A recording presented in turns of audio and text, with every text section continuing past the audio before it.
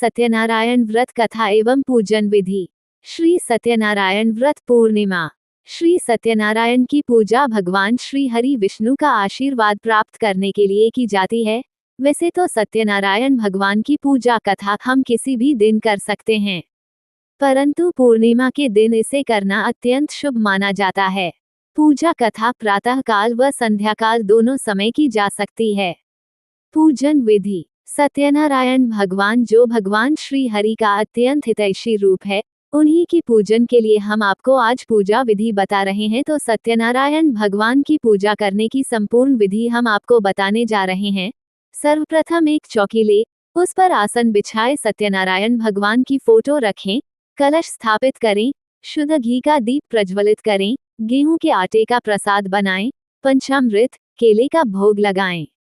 सर्वप्रथम पृथ्वी माता, फिर दीपक पूजन, फिर कलश पूजन करें। तत्पश्चात आरंभ में विघ्न शांति के लिए गणेश जी का षोडशोपचार पूजन करें। तत्पश्चात भगवान श्री हरि विष्णु का षोडशोपचार पूजन करें। भगवान को भोग लगावे। पूजन के अनंतर कथा सुने, तत्पश्चात आरती करें, प्रसाद सभी भक्तों में बांटे व स्वयं ग्रहण करें। बिना दक्षिणा का यज्ञ पूजन निष्फल होता है, अतः कथा वाचने वाले ब्राह्मण को यथाशक्ति दक्षिणा देवें। कथा सत्यनारायण व्रत कथा का पूरा संदर्भ यह है कि पुराकाल में शनकादि ऋषि नैमिषारण्य स्थित महर्षि सूत के आश्रम पर पहुंचे। ऋषिगण महर्षि सूत से प्रश्न करते हैं कि लौकिक कष्ट मुक्ति, सांसारिक सुख समृद्धि एवं पारलौकिक लक्ष्य की सिद्धि के लिए सरल उपाय क्या है। महर्षि सूत शनकादि ऋषियों को बताते हैं कि ऐसा ही प्रश्न नारद जी ने भगवान विष्णु से किया था। भगवान विष्णु ने नारद जी को बताया कि लौकिक क्लेश मुक्ति, सांसारिक सुख समृद्धि एवं पारलौकिक लक्ष्य सिद्धि के लिए एक ही राजमार्ग है, वह है सत्यनारायण व्रत। सत्यनारायण का अर्थ है सत्याचरण, सत्याग्रह, सत्यनिष्ठा। संसार में सुख समृद्धि की प्राप्ति सत्याचरण द्वारा ही संभव है। सत्य ही ईश्वर है। सत्याचरण का अर्थ है ईश्वर आराधन, भगवत पूजा। प्रथम अध्याय। कथा का प्रारंभ सूत जी द्वारा कथा सुनाने से होता है। नारद जी भगवान श्री विष्णु के पास जाकर उनकी स्तुति करते हैं। स्तुति सुनने के अनंतर भगवान श्री विष्णु जी ने नारद जी से कहा, महाभाग, आप किस प्रयोजन से यहाँ आए हैं, आपके मन में क्या है, कहिए, वो सब कुछ मैं आपको बताऊंगा। नारद जी बोले, भगवन, मृत्युलोक में अपने पाप कर्मों के द्वारा विभिन्न योनियों में उत्पन्न सभी लोग बहुत प्रकार के क्लेशों से दुखी हो रहे हैं। हे नाथ, किस लघु उपाय से उनके कष्टों का निवारण हो सकेगा? यदि आपकी मेरे ऊपर कृपा हो तो वह सब मैं सुनना चाहता हूँ, उसे बताएं। श्री भगवान ने कहा, हे वत्स, संसार के ऊपर अनुग्रह करने की इच्छा से आपने बहुत अच्छी बात पूछी है। जिस व्रत के करने से प्राणी मोह से मुक्त हो जाता है, उसे आपको बताता हूँ, सुने। हे वत्स, स्वर्ग और मृत्युलोक में दुर्लभ भगवान सत्यनारायण का एक महान पुण्यप्रद व्रत है। आपके स्नेह के कारण इस समय मैं उसे कह रहा हूँ। अच्छी प्रकार विधि विधान से भगवान सत्यनारायण व्रत करके मनुष्य शीघ्र ही सुख प्राप्त कर परलोक में मोक्ष प्राप्त कर सकता है। भगवान की ऐसी वाणी सुनकर नारद मुनि ने कहा, प्रभु, इस व्रत को करने का फल क्या है, इसका विधान क्या है, इस व्रत को किसने किया और इसे कब करना चाहिए, ये सब विस्तार पूर्वक बतलाइए। श्री भगवान ने कहा, ये सत्यनारायण व्रत दुख शोक आदि का शमन करने वाला, धन धान्य की वृद्धि करने वाला, सौभाग्य और संतान देने वाला तथा सर्वत्र विजय प्रदान करने वाला है। जिस किसी भी दिन भक्ति और श्रद्धा से समन्वित होकर मनुष्य ब्राह्मणों और बंधु बांधवों के साथ धर्म में तत्पर होकर सायंकाल भगवान सत्यनारायण की पूजा करे, नैवेद्य के रूप में उत्तम कोटि के भोजनीय पदार्थ को सवाया मात्रा में भक्तिपूर्वक अर्पित करना चाहिए। केले के फल, घी, दूध, गेहूं का चूर्ण अथवा गेहूं के चूर्ण के अभाव में साठी चावल का चूर्ण, शक्कर या गुड़, ये सब भक्ष्य सामग्री सवाया मात्रा में एकत्र कर निवेदित करनी चाहिए। बंधु बांधवों के साथ श्री सत्यनारायण भगवान की कथा सुनकर ब्राह्मणों को दक्षिणा देनी चाहिए। तदनंतर बंधु बांधवों के साथ ब्राह्मणों को भोजन कराना चाहिए। भक्तिपूर्वक प्रसाद ग्रहण करके नृत्य गीत आदि का आयोजन करना चाहिए। तदनंतर भगवान सत्यनारायण का स्मरण करते हुए अपने घर जाना चाहिए। ऐसा करने से मनुष्यों की अभिलाषा अवश्य पूर्ण होती है। विशेष रूप से कलियुग में पृथ्वीलोक में ये सबसे छोटा सा उपाय है। दूसरा अध्याय। श्री सूत जी बोले, हे द्विजों, अब मैं पुनः पूर्व काल में जिसने इस सत्यनारायण व्रत को किया था उसे भली भांति विस्तार पूर्वक कहूंगा। रमणीय काशी नामक नगर में कोई अत्यंत निर्धन ब्राह्मण रहता था। भूख और प्यास से व्याकुल होकर वह प्रतिदिन पृथ्वी पर भटकता रहता था। ब्राह्मण प्रिय भगवान ने उस दुखी ब्राह्मण को देखकर वृद्ध ब्राह्मण का रूप धारण करके उस द्विज से आदरपूर्वक पूछा, हे विप्र, प्रतिदिन अत्यंत दुखी होकर तुम किस लिए पृथ्वी पर भ्रमण करते रहते हो? हे द्विज श्रेष्ठ, ये सब बतलाओ, मैं सुनना चाहता हूँ। ब्राह्मण बोला, प्रभो, मैं अत्यंत दरिद्र ब्राह्मण हूँ और भिक्षा के लिए ही पृथ्वी पर घूमा करता हूँ। यदि मेरी इस दरिद्रता को दूर करने का आप कोई उपाय जानते हो तो कृपापूर्वक बतलाइए। वृद्ध ब्राह्मण बोला, हे ब्राह्मण देव, सत्यनारायण भगवान विष्णु अभीष्ट फल को देने वाले हैं। हे विप्र, तुम उनका उत्तम व्रत करो, जिसे करने से मनुष्य सभी दुखों से मुक्त हो जाता है। व्रत के विधान को भी ब्राह्मण से यत्नपूर्वक कहकर वृद्ध ब्राह्मण रूपधारी भगवान विष्णु वहीं पर अंतर्धान हो गए। वृद्ध ब्राह्मण ने जैसा कहा है, उस व्रत को अच्छी प्रकार से वैसे ही करूंगा, ये सोचते हुए उस ब्राह्मण को रात में नींद नहीं आई। अगले दिन प्रातःकाल उठकर सत्यनारायण का व्रत करूंगा ऐसा संकल्प करके वह ब्राह्मण भिक्षा के लिए चल पड़ा। उस दिन ब्राह्मण को भिक्षा में बहुत सा धन प्राप्त हुआ। उसी धन से उसने बंधु बांधवों के साथ भगवान सत्यनारायण का व्रत किया। इस व्रत के प्रभाव से वह श्रेष्ठ ब्राह्मण सभी दुखों से मुक्त होकर समस्त संपत्तियों से संपन्न हो गया। उस दिन से लेकर प्रत्येक महीने उसने यह व्रत किया। इस प्रकार भगवान सत्यनारायण के इस व्रत को करके वह श्रेष्ठ ब्राह्मण सभी पापों से मुक्त हो गया और उसने दुर्लभ मोक्षपद को प्राप्त किया। हे विप्र, पृथ्वी पर जब भी कोई मनुष्य श्री सत्यनारायण का व्रत करेगा, उसी समय उसके समस्त दुख नष्ट हो जाएंगे। हे ब्राह्मणों, इस प्रकार भगवान नारायण ने महात्मा नारद जी से जो कुछ कहा, मैंने वह सब आप लोगों से कह दिया। आगे अब और क्या कहूँ? हे मुने, इस पृथ्वी पर उस ब्राह्मण से सुने हुए इस व्रत को किसने किया? हम वह सब सुनना चाहते हैं। उस व्रत पर हमारी श्रद्धा हो रही है। श्री सूत जी बोले, मुनियों, पृथ्वी पर जिसने यह व्रत किया उसे आप लोग सुने। एक बार वह द्विज श्रेष्ठ अपनी धन संपत्ति के अनुसार बंधु बांधवों तथा परिवारजनों के साथ व्रत करने के लिए उद्यत हुआ। इसी बीच एक लकड़हारा वहां आया और लकड़ी बाहर रखकर उस ब्राह्मण के घर गया। प्यास से व्याकुल वह उस ब्राह्मण को व्रत करता हुआ देख प्रणाम करके उससे बोला, प्रभो, आप ये क्या कर रहे हैं? इसके करने से किस फल की प्राप्ति होती है? विस्तार पूर्वक मुझसे कहिए। विप्र ने कहा, ये सत्यनारायण का व्रत है, जो सभी मनोरथों को प्रदान करने वाला है। उसी के प्रभाव से मुझे ये सब महान धन धान्य आदि प्राप्त हुआ है। जल पीकर तथा प्रसाद ग्रहण करके वह नगर चला गया। सत्यनारायण देव के लिए मन से ऐसा सोचने लगा कि आज लकड़ी बेचने से जो धन प्राप्त होगा, उसी धन से भगवान सत्यनारायण का श्रेष्ठ व्रत करूंगा। इस प्रकार मन से चिंतन करता हुआ लकड़ी को मस्तक पर रखकर उस सुंदर नगर में गया, जहां धन संपन्न लोग रहते थे। उस दिन उसने लकड़ी का दुगुना मूल्य प्राप्त किया। इसके बाद प्रसन्न हृदय होकर वह पके हुए केले का फल, शर्करा, घी, दूध और गेहूं का चूर्ण सवाया मात्रा में लेकर अपने घर आया। तत्पश्चात उसने अपने बांधवों को बुलाकर विधि विधान से भगवान श्री सत्यनारायण का व्रत किया।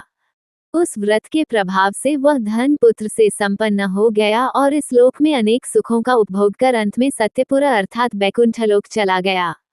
तीसरा अध्याय। श्री सूत जी बोले, श्रेष्ठ मुनियों, अब मैं पुनः आगे की कथा कहूंगा, आप लोग सुने। प्राचीन काल में उल्कामुख नाम का एक राजा था। वह जितेंद्रिय, सत्यवादी तथा अत्यंत बुद्धिमान था। वह विद्वान राजा प्रतिदिन देवालय जाता और ब्राह्मणों को धन देकर संतुष्ट करता था। कमल के समान मुख वाली उसकी धर्मपत्नी शील, विनय एवं सौंदर्य आदि गुणों से संपन्न तथा पतिप्रायणा थी। राजा एक दिन अपनी धर्मपत्नी के साथ भद्रशिला नदी के तट पर श्री सत्यनारायण का व्रत कर रहा था।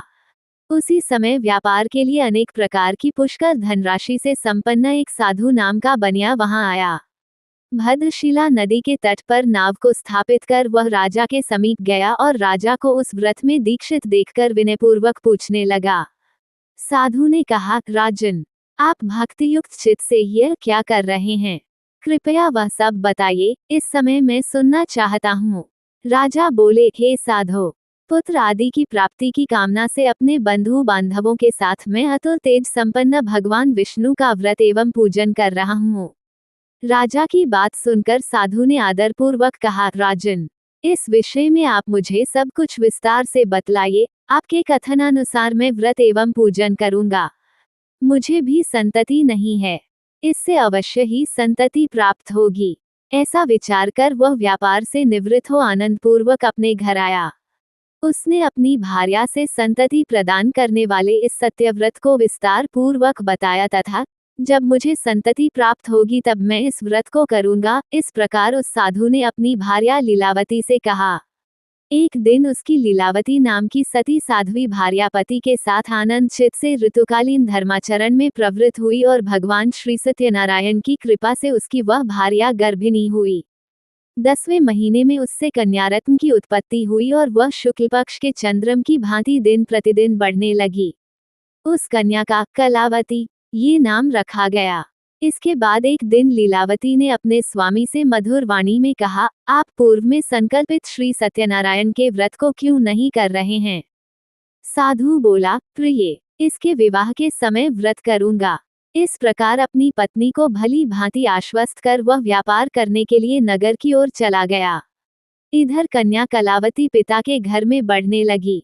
तदनंतर धर्मज्ञ साधु ने नगर में सखियों के साथ क्रीड़ा करती हुई अपनी कन्या को विवाह योग्य देखकर आपस में मंत्रणा करके, कन्या विवाह के लिए श्रेष्ठ वर का अन्वेषण करो, ऐसा दूत से कहकर शीघ्र ही उसे भेज दिया। उसकी आज्ञा प्राप्त करके दूत कांचन नामक नगर में गया और वहां से एक वणिक का पुत्र लेकर आया। उस साधु ने उस वणिक के पुत्र को सुंदर और गुणों से संपन्न देखकर अपनी जाति के लोगों तथा बंधु बांधवों के साथ संतुष्टचित हो विधि विधान से वणिक पुत्र के हाथ में कन्या का दान कर दिया। उस समय वह साधु बनिया दुर्भाग्यवश भगवान का वह उत्तम व्रत भूल गया। पूर्व संकल्प के अनुसार विवाह के समय में व्रत न करने के कारण भगवान उस पर रुष्ट हो गए। कुछ समय के पश्चात अपने व्यापार कर्म में कुशल वह साधु बनिया काल की प्रेरणा से अपने दामाद के साथ व्यापार करने के लिए समुद्र के समीप स्थित रत्नसारपुर नामक सुंदर नगर में गया और पने श्री संपन्न दामाद के साथ वहां व्यापार करने लगा। उसके बाद वे दो राजा चंद्रकेतु के रमणीय उस नगर में गए। उसी समय भगवान श्री सत्यनारायण ने उसे भ्रष्ट प्रतिज्ञा देखकर इसे दारुण, कठिन और महान दुख प्राप्त होगा, ये शाप दे दिया। एक दिन एक चोर राजा चंद्रकेतु के धन को चुराकर वहीं आया जहां दोनों वणिक स्थित थे। वह अपने पीछे दौड़ते हुए दूतों को देखकर भयभीत चित्त से धन वहीं छोड़कर शीघ्र ही छिप गया। इसके बाद राजा के दूत वहां आ गए जहां वह साधु वणिक था। वहां राजा के धन को देखकर वे दूत उन दोनों वणिक पुत्रों को बांधकर ले आए और हर्षपूर्वक दौड़ते हुए राजा से बोले, प्रभो, हम दो चोर पकड़ लाए हैं, इन्हें देखकर आप आज्ञा दें।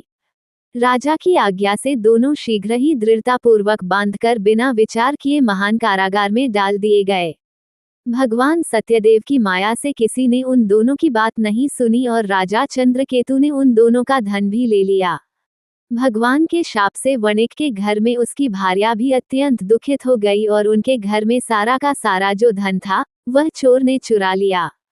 लीलावती शारीरिक तथा मानसिक पीड़ाओं से युक्त, भूख और प्यास से दुखी हो अन्न की चिंता से दर दर भटकने लगी। कलावती कन्या भी भोजन के लिए इधर उधर प्रतिदिन घूमने लगी। एक दिन भूख से पीड़ित कलावती एक ब्राह्मण के घर गई। वहां जाकर उसने श्री सत्यनारायण के व्रत पूजन को देखा।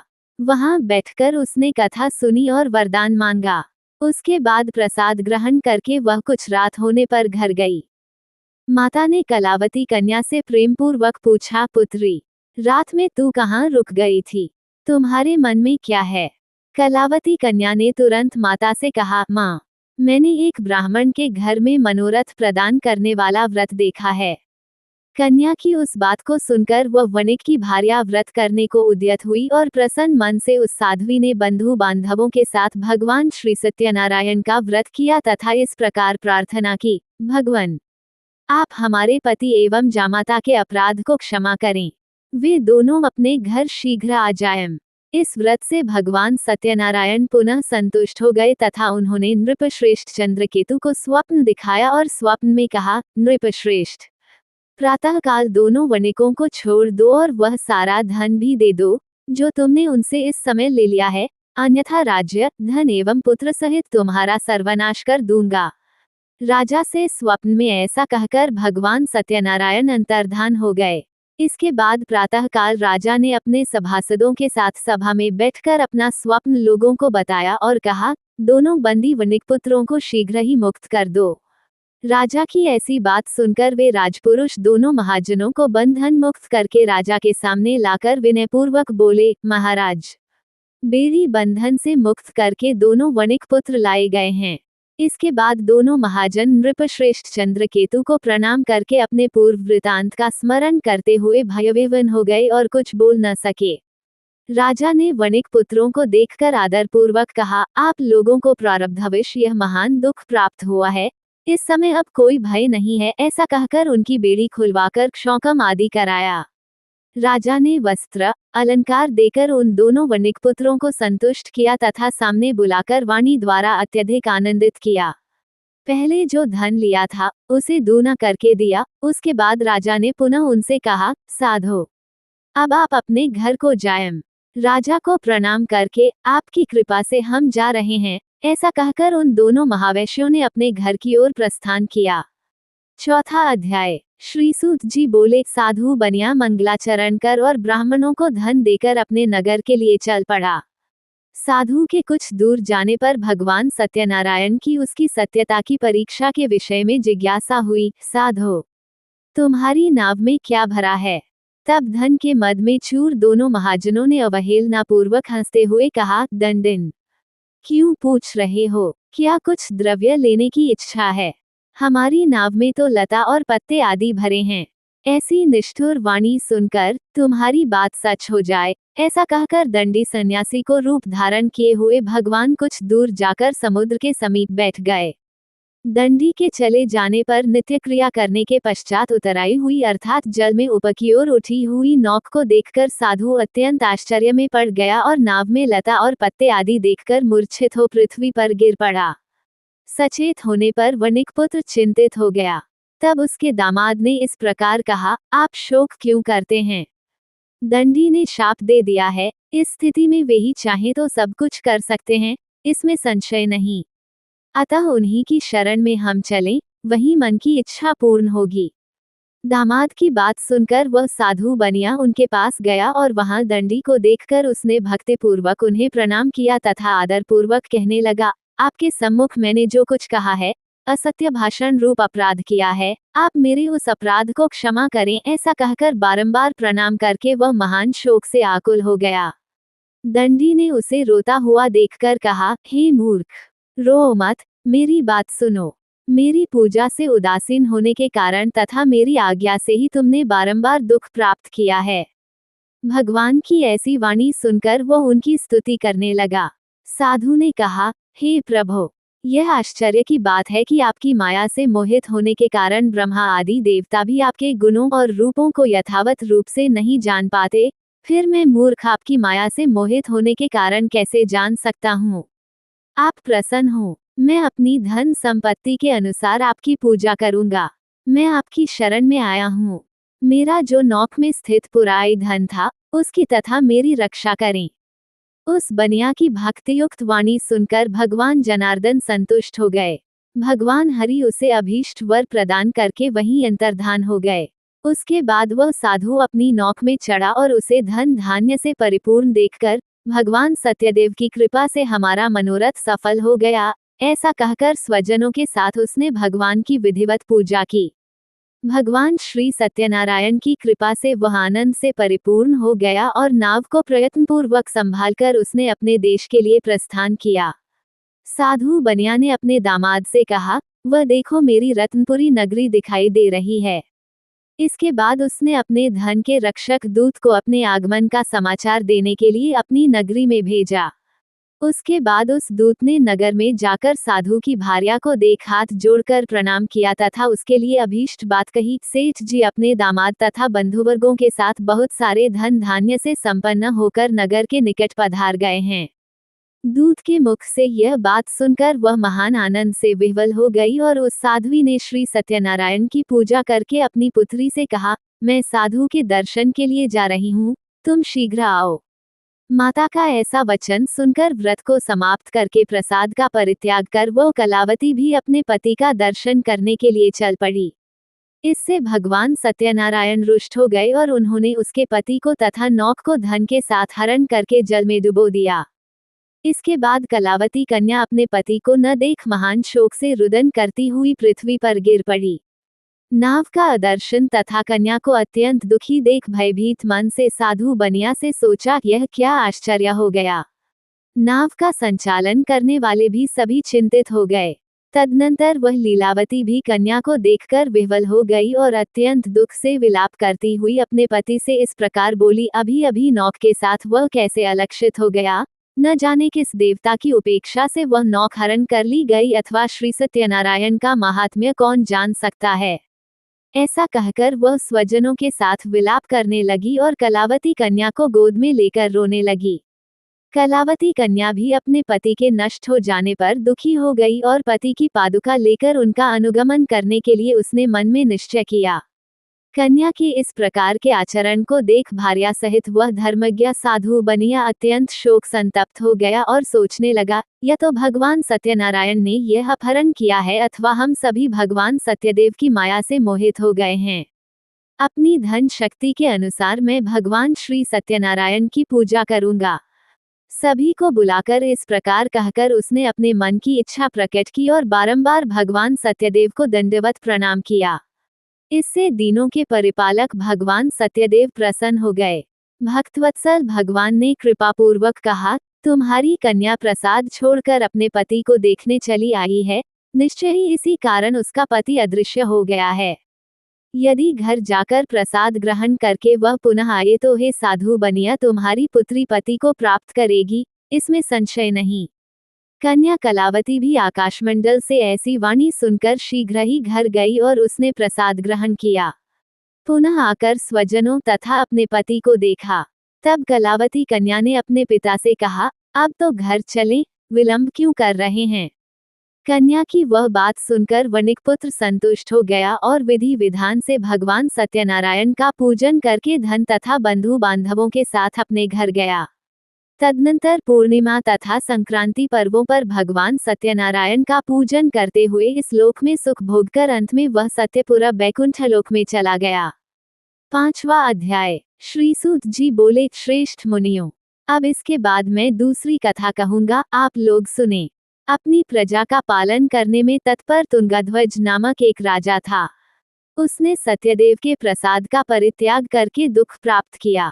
एक बाद वह वन में जाकर और वहां बहुत से पशुओं को मारकर वटवृक्ष के नीचे आया।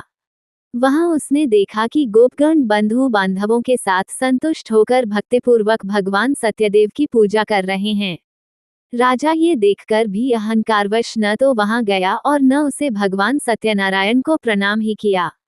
पूजन के बाद सभी गोपगण भगवान का प्रसाद राजा के समीप रखकर वहां से लौट आए और इच्छानुसार उन सभी ने भगवान का प्रसाद ग्रहण किया। इधर राजा को प्रसाद का परित्याग करने से बहुत दुख हुआ। उसका संपूर्ण धन धान्य एवं सभी सपुत्र नष्ट हो गए। राजा ने मन में यह निश्चय किया कि अवश्य ही भगवान सत्यनारायण ने हमारा नाश कर दिया है, इसलिए मुझे वहां जाना चाहिए जहां श्री सत्यनारायण का पूजन हो रहा था।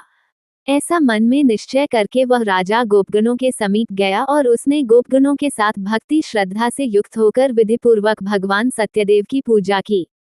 भगवान सत्यदेव की कृपा से वह पुनः धन और पुत्रों से संपन्न हो गया तथा इस लोक में सभी सुखों का उपभोग कर अंत में सत्यपुरा वैकुंठ लोक को प्राप्त हुआ। श्री सूत जी कहते हैं, जो व्यक्ति इस परम दुर्लभ श्री सत्यनारायण के व्रत को करता है और पुण्यमय तथा फलप्रदायिनी भगवान की कथा को भक्तियुक्त होकर सुनता है, उसे भगवान सत्यनारायण की कृपा से धन धान्य आदि की प्राप्ति होती है। दरिद्र धनवान हो जाता है, बंधन में पड़ा हुआ बंधन से मुक्त हो जाता है, डरा हुआ व्यक्ति भय मुक्त हो जाता है। ये सत्य बात है, इसमें संशय नहीं। इस लोक में वह सभी ईप्सित फलों का भोग प्राप्त करके अंत में सत्यपुरा वैकुंठलोक को जाता है। हे ब्राह्मणों, इस प्रकार मैंने आप लोगों से भगवान सत्यनारायण के व्रत को कहा, जिसे करके मनुष्य सभी दुखों से मुक्त हो जाता है। कलयुग में तो भगवान सत्यदेव की पूजा विशेष फल प्रदान करने वाली है। भगवान विष्णु को ही कुछ लोग काल, कुछ लोग सत्य, कोई ईश्वर, कोई सत्यदेव तथा दूसरे लोग सत्यनारायण नाम से कहेंगे। अनेक रूप धारण करके भगवान सत्यनारायण सभी का मनोरथ सिद्ध करते हैं। कलयुग में सनातन भगवान विष्णु ही सत्यव्रत रूप धारण करके सभी का मनोरथ पूर्ण करने वाले होंगे। हे श्रेष्ठ मुनियों, जो व्यक्ति नित्य भगवान सत्यनारायण की इस व्रत कथा को पढ़ता है, सुनता है, भगवान सत्यनारायण की कृपा से उसके सभी पाप नष्ट हो जाते हैं।